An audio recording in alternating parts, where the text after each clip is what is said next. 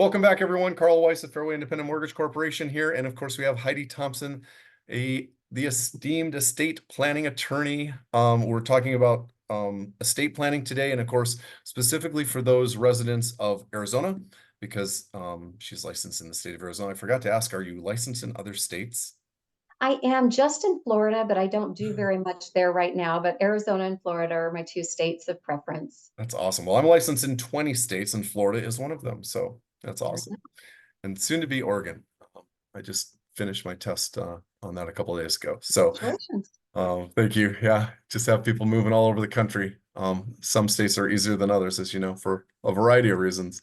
Absolutely. But we're jumping back into the estate planning side of the world here. And there's a couple of quick questions that I had, and I think that we can hit a segment here that deals with as we talk about everything that we talk about really is protection, right? So what do I need to do to protect my family in case I'm incapacitated, but I have not yet passed away?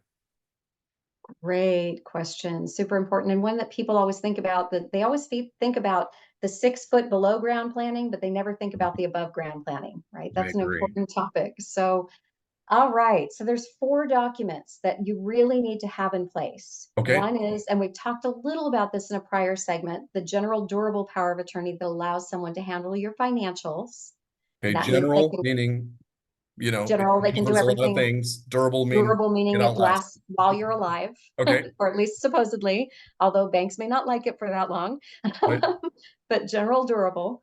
And that one, allows them to contract, pay bills, take care of mom, do all those things you might need to do. The next one is the healthcare power of attorney. And this one's a little bit different. This one, you don't have to be incapacitated. It's just if you can't speak for yourself, these are the people that have your medical voice. So Okay. if you're in an accident and you're in shock and they need to ask about surgery and question, you're the people that you listed make those decisions for you.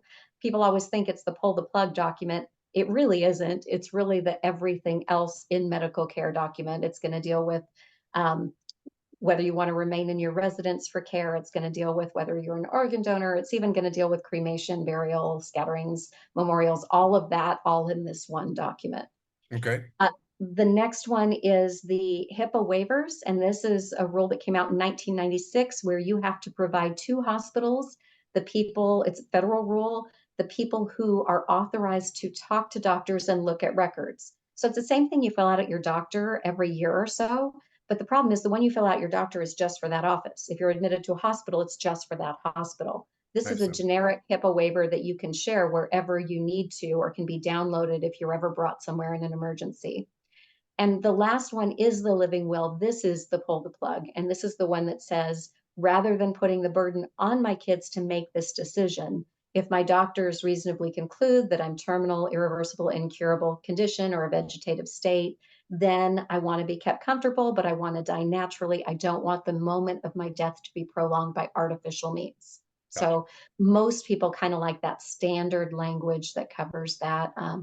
It takes the burden off of family. So those are the 4 things that really protect your family, make sure that someone can act for you. And I know you said you've got young adult children at home.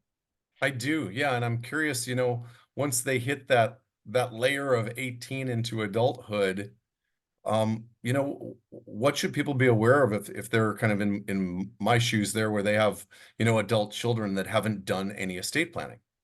So, an 18-year-old or a 26-year-old generally, they may have a car. They probably have a computer or a laptop. They may have a bike or a motorcycle, but Hmm. they don't have a home yet. They don't have all of these things that you think, oh, they need a will or a trust. But the other 4 documents, they really should have. They Yeah. really should have the power of attorney for financial, medical, living will, and HIPAA waiver.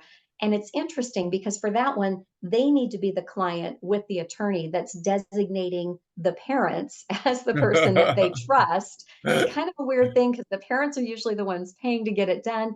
But here's the deal, in general, the way of the world is generally kind that we don't see a lot of the 18 to 26-year-olds where they end up in a medical emergency or something like that. But if your kid's going off to college, they're in an accident and for some reason they can't speak for themselves, the state's going to step in and speak for them if they don't Mhm. have documents in place to allow you to do it.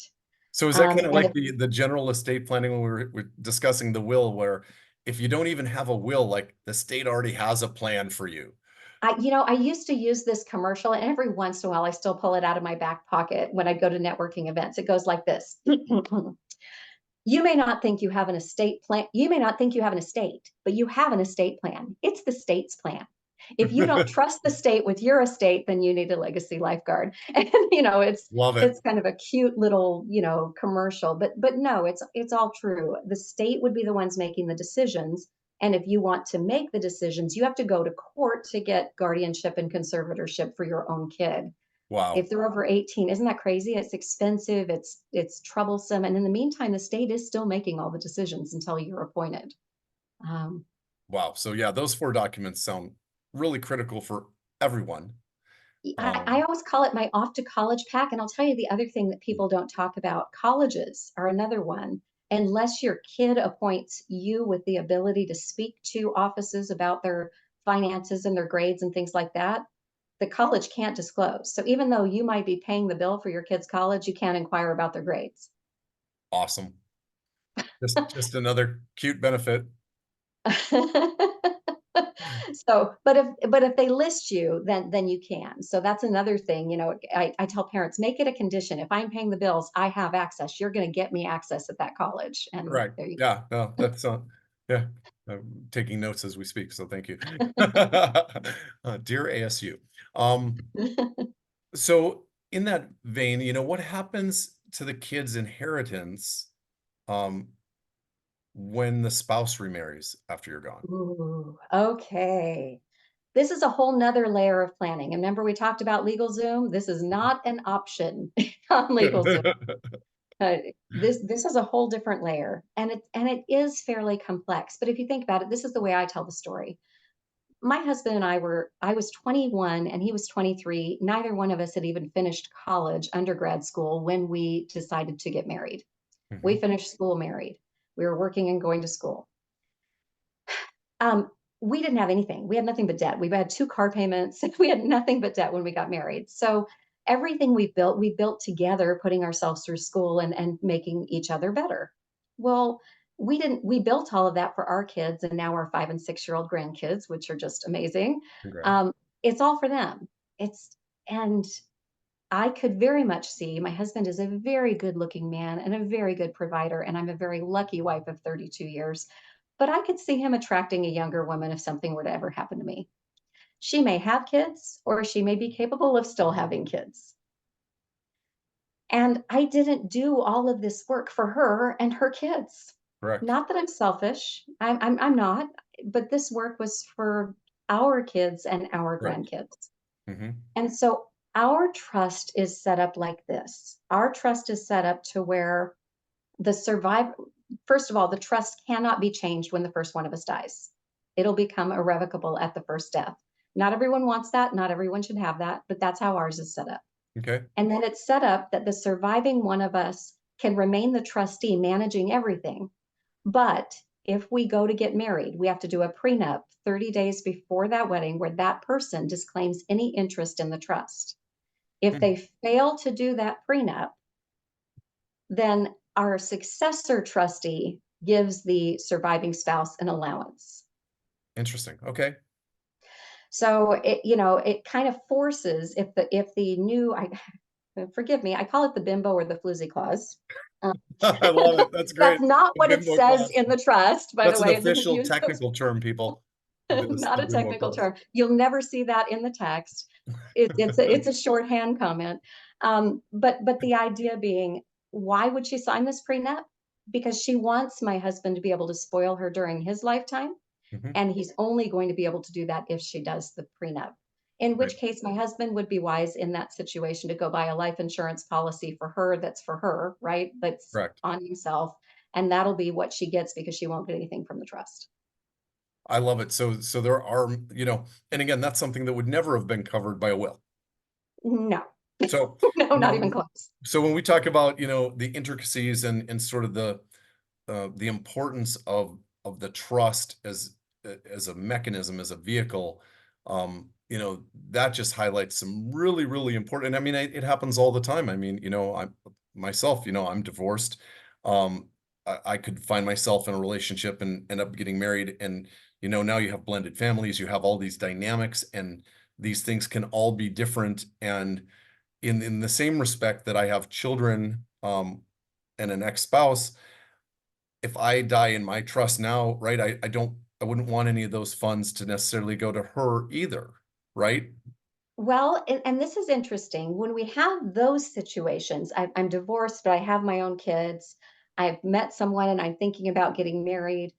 It's not uncommon for us to do a prenup that mirrors an estate plan, Hmm.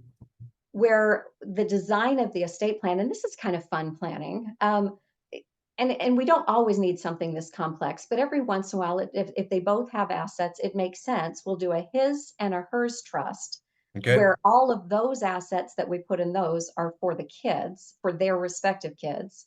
And we do an ours trust. And the Makes sense. ours is our home that we're going to share together. It's a joint checking that pays our bills, and we can add things to it as our marriage goes along if we want to. Upon the and everything goes to the surviving spouse in the ours trust. Upon the death of the surviving spouse, it all gets split out among both trusts, so half and half to each trust. Oh, interesting. I love it. So it's kind of a cool design, and it Yeah. can very nicely mirror a prenup that's set up the same way. Well, and then that's kind of an interesting point too, because we really haven't talked about, we've talked about what a will is, what a trust is, why you might want one or the other or both. We haven't really talked about multiple trusts like this, right? Where it's this idea that it's not just a one thing, it can be multiple of the same thing. It can. Most people don't need that Correct. kind of thing. Correct. This is really only for complicated blended families, and I'll be honest, that one's more expensive. Why wouldn't it Sure. be? It's a lot more work. It does a Um, lot more though too, right? It protects in a different way. So of course it's going to be more expensive, and of course it's going to be more in depth, and the questions that you probably pose at that interview, are far, far deeper and more important to answer, right? well, everybody's case is equally important, but they have a lot more considerations, a lot Sure. more Yeah, of the them. complexity as the complexity increases, right? Yes. Then you probably are then thoughtful too about, okay, well, what are the ramifications, right? That you got to play the what if game. A lot of what ifs. A On your lot of side, what ifs. okay, well, I'm writing this down, right? This is a perpetual document. Right. How can this be misunderstood? And, how do we prevent that? And Well, and you probably want the floozy clause in the marital trust Mhm. with it has the home, so there's all these little but you don't need it in the other ones, they're separate. Correct. And do you want the surviving spouse to be the trustee of your kid's trust? Probably not, Interesting, right? Right. you Those are things know? you have to think through, right? Because we don't Yeah. know. Well, and if the house does belong to just one person, can we give the surviving spouse the ability just to live in it for their lifetime? We can do Mhm. that in a trust, but they don't really have the right to own it. They just have the responsibility to maintain it. And so there's lots of these pieces that play in. And again, can you imagine thinking through all of that yourself? No, because I don't think until you get the acid test of outside perspective of a non-biased party, can you even ask the correct questions, let alone get it an answer that makes any sense, right? I mean, And now after all these interviews, do you understand why the counseling degree is ever so much more valuable than the law degree? I do, and I love it even more because, like we spoke earlier, that the bias of education, I can't thank you enough for, agreeing to do these segments with me and really just help educate, all of our friends, family, and colleagues and clients where you've got to put these things together in a way that makes sense and unpacks it and tells them like why is it important, right? What is it? Why is it important? And if I say this to people all the time, if you had my mortgage brain, you'd pick the perfect mortgage for yourself because you'd know all the rules, you would know all the intricacies, right? But you Right. don't. So I have to interview you. I have to ask you these questions. We have to come to these individually. That's why, one size fits all doesn't really work for most people because mortgages are in the same vein. They're not all created equal.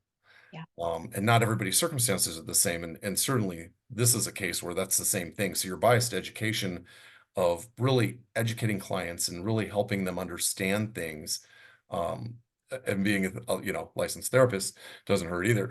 In addition to the Well, law I'm degree. no longer a licensed Well, okay, therapist, but I do so have a master's in counseling, and I the spent master's lots in of years counseling, in counseling. I I just want to make apologize. sure nobody expects that out of me. But so I've got some skill for the questioning. How's that? Correct, I Um, love it. I I, love I it. will say there is one little niche, and we've only got a couple minutes left, but I just Sure. want to touch on it briefly.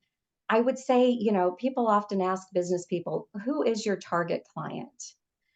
For me, it really isn't the 70-year-old parent, not that I don't help them all the time. I love them, I help them.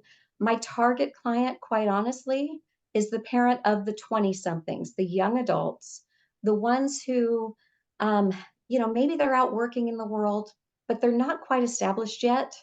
And if you were to divide out your entire estate and leave it to them as a lump sum, it might mess them up more than it would help them.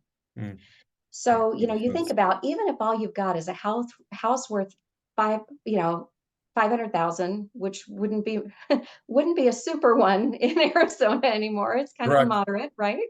Yeah, And an account worth 100,000 in savings and your IRAs and your checking all combined, that's $600,000. Do you want your 22-year-old to have $300,000?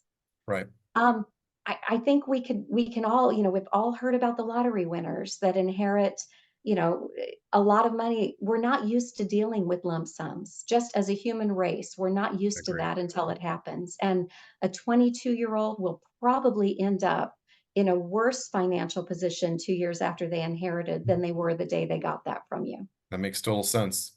Thank you. And So what would you say is the best way for people to reach out to you? oh, sure. The best way, honestly, is go to the website, which is lifeguardinglegacies.com. And there's a link all over the page. You can't scroll without seeing it that says schedule 15-minute Q&A. I can tell you, I don't put those back to back on my calendar. So they go over all the time. You will get free legal education during that call. We'll also discuss pricing and process and answer a lot of your questions right up front. And if you decide to move forward from there, I'll come to your home and we'll do the planning at your kitchen table. That's just amazing. Thank you so much. And can they also order your book there?